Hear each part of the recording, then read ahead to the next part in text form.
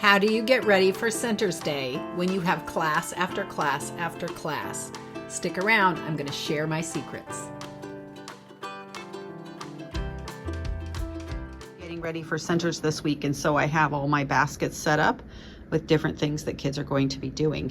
So if you pre-think it and you pre-organize it, then that saves a lot of time on the day you're actually doing it. This is the flow that the kids will see when they first walk in. They'll see the different options, 1, 2, 3, 4, and 5. In my older grades, I have must do and may do because I have mixed classes that come 2 times a week. Some kids come twice, some kids come once. So the kids who come twice have a couple of options to do if they've already finished the required things. My corner that I set up for that center number 1. So I have the instruments set out. I have the current class that's coming in right here. And then I have the materials for the next 2 classes right there. So when I need to reset the center, it's really, really easy. Rhythm cards that I have in a basket for my 6th graders. I have some for 6th grade and a different song for 4th grade. This is a song called El Tambor, and these are rhythm patterns that they are practicing. The 4th grade is for a song called En la Feria de San Juan. And again, just different patterns that they're going to practice. 5th grade, we're working on syncopated rhythms, so I'm giving them flashcards. Now, I've pulled out of my flashcard set all the flashcards with 8th, 16th note combinations because that's a 6th grade concept, not a 5th grade concept. So I'm sticking with just the 5th grade concepts, and they will practice these.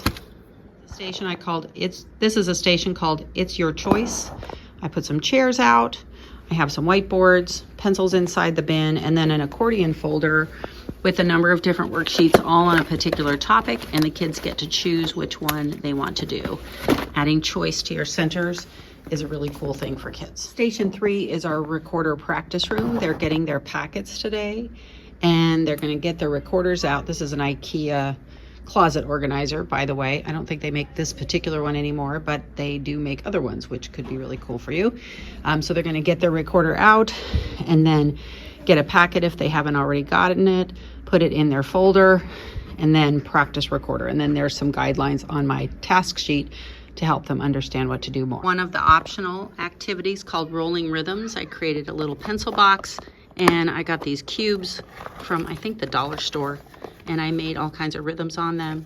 And then I have a sheet that helps them to understand how to say it if they're not sure. They roll the rhythm out. Oop. They take a certain number of dice. They roll them out. They choose the rhythm, and then they write it on a card. This is Station 4. Let's play a game. The kids get to choose one of 3 different games from Music Play Online. When you go into the slideshow, I have an interactive projector, so the screen, the whiteboard, acts like a touch screen. So they just tap on whichever one of these they want to play. The one that has been the favorite this week is Rhythm Racing. And if you click on it, usually it goes straight to it. I'm going to click on the link. That will take us over into Music Play Online. And if you're familiar with Music Play, when you copy the link, it also copies the level that you're on. So this is my 6th graders, so I wanted them to be on a little higher level. And then all they have to do is go into full screen, open full screen, and then start the game, and it starts. When they're finished, they know to exit full screen and then come up and close the tab, and then this resets it for the next station. So in addition to the rolling rhythms, I've decided to add a decoding station here. They're taking a poem called Try, Try Again. This is from Music Play Online. And there's an example there of how to decode it, and they will decode the rest of the rhythm. So the last one, as I showed you, was the upper grade, and this is the lower grade series. So I try to put the same kinds of things in the same place to just make it easier. Then my signs all stay the same, and my thought process is the same, and it's a lot easier. The older kids are practicing a pattern in this space. So my younger students are going to make patterns. I have some candy patterns, and then I also have some patterns with footsteps that we've practiced with movement. So they'll take an index card, they'll create the pattern, and then they'll take an index card and write it down. My older kids are doing math problems like this. my younger kids are doing math problems like that, same station. The older kids are doing recorder practice at station 3. The little kids are coloring, identifying notes and note values. This is station 4 for my lower grades. In this case, it's a second grade class.